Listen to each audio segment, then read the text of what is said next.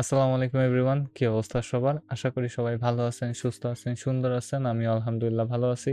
Welcome to my channel, যেখানে আমি নিজে শিখি এবং আপনাদেরকে শেখাই। আজকে এটা হবে আমাদের পাইথন ফাইল হ্যান্ডলিং এর ব্যাপারে সেকেন্ড ভিডিও। আগের ভিডিওতে আমি বলছিলাম যে সেকেন্ড হয়তো কোনো ভিডিও বানাবো না, বাট সেকেন্ড ভিডিও বানাইতে হইতেছে, কারণ আগের ভিডিওতে শুধুমাত্র আমি আপনাদেরকে ফাইল কিভাবে রিড করতে হয় সে ব্যাপারে শিখেছি, কিন্তু ফাইল কিভাবে রাইট করতে হয় এবং অ্যাপেন্ড করতে হয় সে ব্যাপারে আপনাদেরকে কিচ্ছু শেখানো হয়নি। সো এটা হবে সেকেন্ড ভিডিও, অ্যান্ড দেন আমরা এক্সেপশন হ্যান্ডলিংয়ের দিকে চলে যাব। সো শুরু করা যাক। সো ফাইল হ্যান্ডলিংয়ে একটা ফাইলে রাইট করার প্রসেসটা হচ্ছে ফাইল হ্যান্ডলিংয়ে একটা ফাইল রিড করার প্রসেসের মতোই, প্রায় একেবারেই সেম টু সেম, জাস্ট একটু খুবই স্মল একটা চেঞ্জ আছে, যেই চেঞ্জটা আপনারা দেখলেই বুঝে যাবেন। আগের ভিডিওটা যারা দেখেন নাই তারা প্লিজ দেখে আসবেন। ওই ভিডিওতে আমরা ফাইলে কিভাবে রিড করতে হয় সে ব্যাপারে জানছি, এবং প্রত্যেকটা জিনিস আসলে খুবই ইন্টারকানেক্টেড। আমি এখানে একটা ভ্যারিয়েবল নিতেছি ফাইল নেম নামে, এবং ফাইলের নাম দিয়ে দিলাম রাইটিং পাইথন, অ্যান্ড এই ফাইলের .txt দিতে হবে, যেহেতু আমরা একটা টেক্সট ডকুমেন্ট রাইট করার চেষ্টা করতেছি। সো আমি সেমভাবে লিখব, উইথ দিব, তারপর আমার যে ফাংশনটা আছে উইথ ওপেনের ভেতরে আমি আমার ফাইল নেমটাকে দিয়ে দিলাম, অ্যান্ড তারপর আমি এটাকে রিনেম করে দেব, এটাকে দিয়ে দিব ফাইল নামে ক্রিয়েট করে নিছি। So with open file name as file, and then আমি একটা কাজ করতে পারি, সেটাকে আমি লিখতে পারি ফাইল ডট, অ্যান্ড এখানে আরেকটা কাজ করা বাকি। ফাইল নেমের পর আমাদেরকে এখানে কমা দিয়ে আমরা একটা কোটেশনের ভেতর একটা জিনিস দিয়ে দেবো, সেটাকে বলা হয় ডাব্লিউ নামে একটা জিনিসকে অ্যাড করে দিলাম। অ্যান্ড এখন আমি ফাইল ডট রাইট ফাংশনটা ইউজ করব, এবং ফাংশনের ভেতরে দিয়ে দেব আই লাভ আইটি ভায়া। অবশেষে কেউ তো আমাকে ভালোবাসলো। যাই হোক, সো এখন আমি রান করে দেখব। ও বাই দ্য ওয়ে, একটা জিনিস, যেহেতু আমরা একটা ফাইলকে রাইট করতেছি, আমাদের পাইথন আগে সবার প্রথমে খুঁজবে যে আমাদের আগে থেকে রাইট python.txt নামে কোনো ফাইল আছে কিনা। যদি আমি চেক করি তাহলে দেখতে পারবো যে আমার এখানে পুরো ফোল্ডারের ভিতরে রাইট পাইথন নামে কোনো ফাইল নাই, txt ফাইল নাই। সো সে অটোমেটিক্যালি একটা ফুল পাইথন ফাইল তৈরি করে ফেলবে নিজে থেকে। এখন যদি আমি রান বাটনে ক্লিক করি, অ্যান্ড রান বাটনে ক্লিক করার পর এখানে কিছুই শো করবে না, যেহেতু শো করবে না, আমি এখানে চেক করব এবং নিচের দিকে যাব, যাওয়ার পর দেখব যে এখানে রাইট পাইথন নামে কোনো ফাইল আছে কিনা। আছে, আমি একটু নিচে আয় দেখে নিই, কারণ হ্যাঁ, ইয়েস, আমি একটু এভাবে দেখলাম, কারণ কি আমার স্ক্রিনের সামনে আমার ক্যামেরা রাখা, এবং আমি ক্যামেরার জন্য ফাইলের নাম দেখতে পারতেছিলাম না। তো আমি ক্লিক করলাম, অ্যান্ড দেখতে পারতেছি এখানে প্রিন্ট হয়ে গেছে, প্রিন্ট হয় নাই মানে, ওকে, আমি আই লাভ বানানে ভুল করছি, নাইস। অ্যান্ড আমি এটাকে একটু ফিক্স করে দিব, অ্যান্ড রান করব। রান করার পর দেখব এখানে পুরোটা রেডি হয়ে আছে। সো আই লাভ আইটি ভাই এখানে সুন্দর মতো প্রিন্ট হয়ে গেছে। এডিটিংয়ের মাধ্যমে আমরা এটাকে দেখে নিতে পারি। তো আগের ভিডিওতে আমরা যেভাবে একটা পাইথন ফাইলকে রিড করছিলাম, ঠিক সেভাবে আমরা এখানে করতে পারি। উইথ ওপেন, জাস্ট ওপেন দিলেই হয়ে যাবে। ওপেনের ভেতরে আমি ফাইল নেম দিয়ে দিব, অ্যান্ড দেন আমি কমা দিয়ে কিছু দিব না।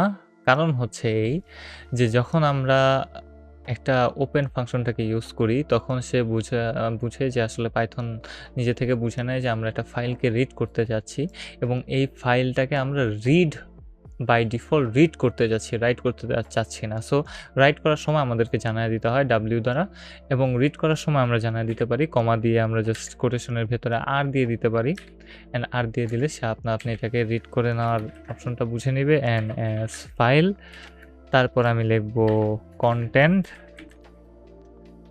is equals to file dot read, এই ফাংশন ইউজ করব, অ্যান্ড এখন আমি আমার কন্টেন্টটাকে প্রিন্ট করে নিব। তো এখানে আমি কন্টেন্টটাকে প্রিন্ট করে নিলাম, রান করে দেখি হয়েছে কিনা। হ্যাঁ, তো আমরা একটা ফাইল ক্রিয়েট করছি, সবার প্রথমে একটা ফাইল ক্রিয়েট হয়ে যাবে। আমি আবারও হারায় ফেলছি, অ্যান্ড কোথায় ছিল, এখানে ছিল খুব সম্ভবত, নো, এখানে, yes. So I love it ভায়া, এটা আমাদের একটা ফাইল অটোমেটিক তৈরি হয়ে গেছে, অ্যান্ড দেন আমরা এই ফাইলটাকে অ্যাক্সেস করার মাধ্যমে আমরা ফাইলটাকে রিড করছি এবং এখানে তার ভেতরে কন্টেন্টগুলোকে প্রিন্ট করে নিছি। এটা ছিল আসলে ফাইল একটা ফাইলকে ক্রিয়েট করা এবং রাইট করার একটা ওয়ে। এখন আমরা চাইলে যতবার ইচ্ছা ততবারের ভেতরে নতুন নতুন জিনিস অ্যাড করে নিতে পারি। আমি এখানে আরেকটা জিনিস অ্যাড করব, সেটা হবে ফাইল ডট, আবারও সেম ফাংশন ইউজ করব, রাইট, অ্যান্ড রাইটের ভেতরে আমি দিয়ে দিব আই লাভ বিরিয়ানি, অ্যান্ড এই তো রান করার পর এখানে প্রিন্ট হয়ে গেছে আই লাভ আইটি ভাইয়া, আই লাভ বিরিয়ানি। এখন যদি এখানে চেক করি তাহলে দেখতে পারবো আই লাভ আইটি ভাইয়া, আই লাভ বিরিয়ানি এখানে প্রিন্ট হয়ে গেছে। অ্যান্ড আমি এখানে একটা স্পেস দিয়ে দেবো যেন দেখতে একটু সুন্দর লাগে, এবং রান করে দেখতে পারতেছি এখানে আই লাভ আইটি ভাইয়া, আই লাভ বিরিয়ানি জিনিসটা প্রিন্ট হয়ে গেছে। সো আমরা সবার প্রথমে একটা ফাইলকে রাইট করছি, ক্রিয়েট করছি, দেন ওই ফাইলটাকে আমরা ওপেন করছি মানে রিড করার জন্য। রিডের পর আমরা ওই ফাইলটার কন্টেন্টটাকে কনসোলের ভেতরে প্রিন্ট করে দিছি। এটা ছিল আসলে পাইথনে রাইট করার ওয়ে। অ্যান্ড এখন আমরা একটা জিনিস শিখব, সেটাকে বলা হয় অ্যাপেন্ড করা।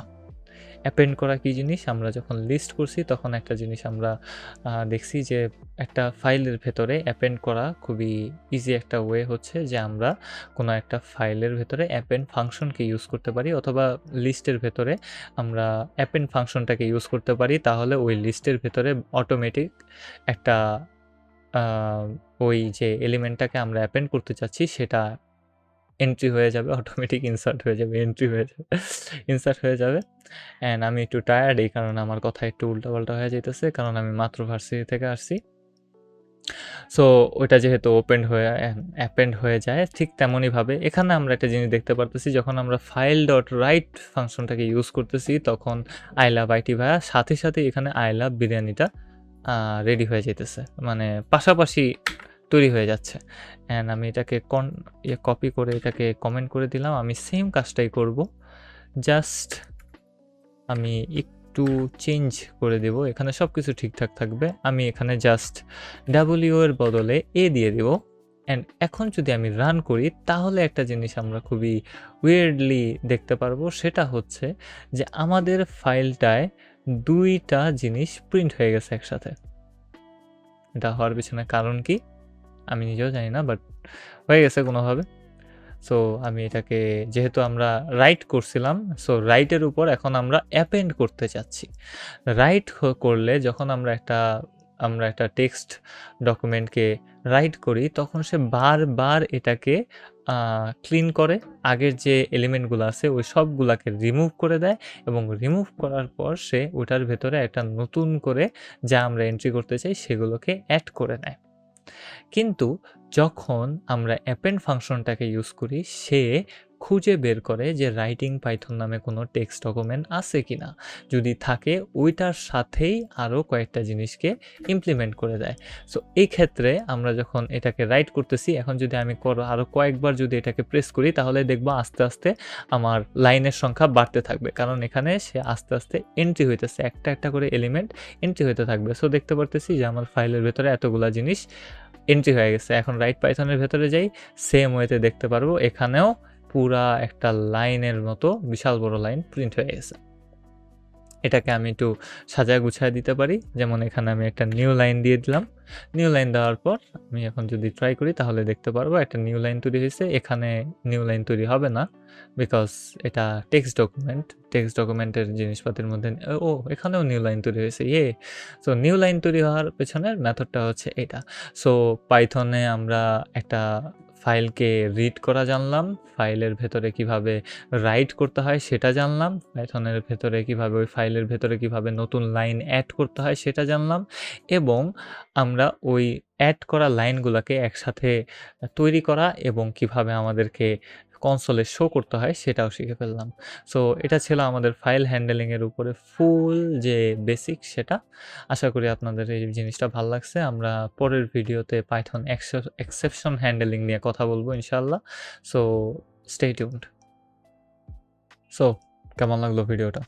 আশা করি ভিডিওটা আপনাদের কাছে ভালো লাগছে, আমার কাছেও ভালো লাগছে। আমার মনে হয় যে এটা একটু ঠিকঠাক ছিল। তাও কেন যেন মনের ভিতরে আইতেছে সেটা ঠিকঠাক আছে মনে হয়। আমার সব ভিডিও ভালো হয় না, একটা ভিডিও ভালো হয় না।